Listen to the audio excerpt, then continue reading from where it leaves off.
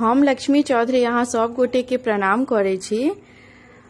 आई हम चंदा झा जी के मांग पर एकटा धर्मराज के गीत गावे जा रहल छी। सभक घर में देवता जे छथिन से अलग अलग होय छथिन, तो धर्मराज देवता छथिन जे कुल देवता भेलखिन। तो चंदा झा जी काल्हि एहि गीत के मांग केने छलखिन हमरा से। चंदा जी हम ई गीत गावे जा रहल छी। कोशिश कर रहल छी जे नीक से गाबी, गीत नीक लागे। गीत नीक लागत तो गीत के अधिक से अधिक शेयर करब। और बहुत बहुत धन्यवाद गीत मांग करऽ के लेल। आशा करे छी जे आगा अहिना मांग करैत रहब। धन्यवाद। धर्म धर्म का सोर जे भागेल दुनिया ओ संसार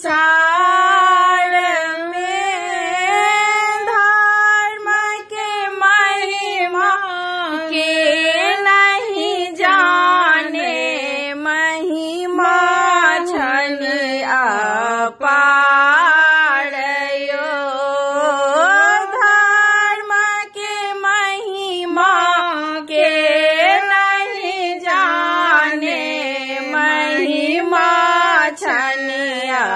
पारयो सेवक काने अबला काने काने दुखी संसार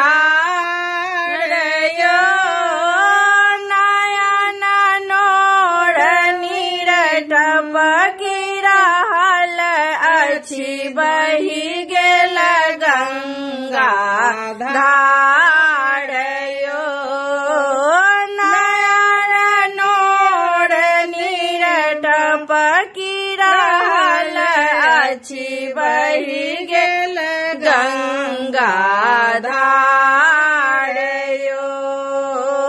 गौर जनऊ मुख पान कलाली, पग में झुनकी खराम यो, पियर पीताम्बर मुकुट स्वर्ण के, कुंडल छन मृगनाल यो, पियर पीताम्बर मुकुट स्वर्ण के, कुंडल छन मृगनाल यो, पुकारी रहल छी सुनु धर्म पालक, रहब सदा रक्षपाल यो,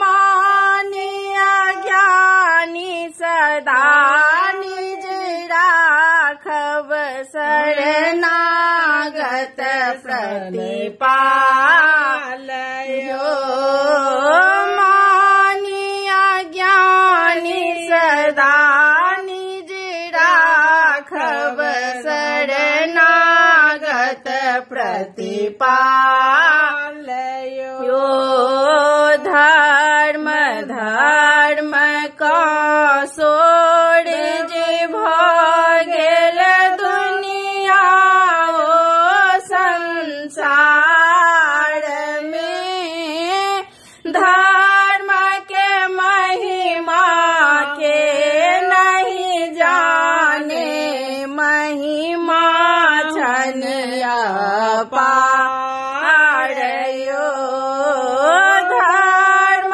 के महिमा के नहीं जाने, महिमा छन अपार।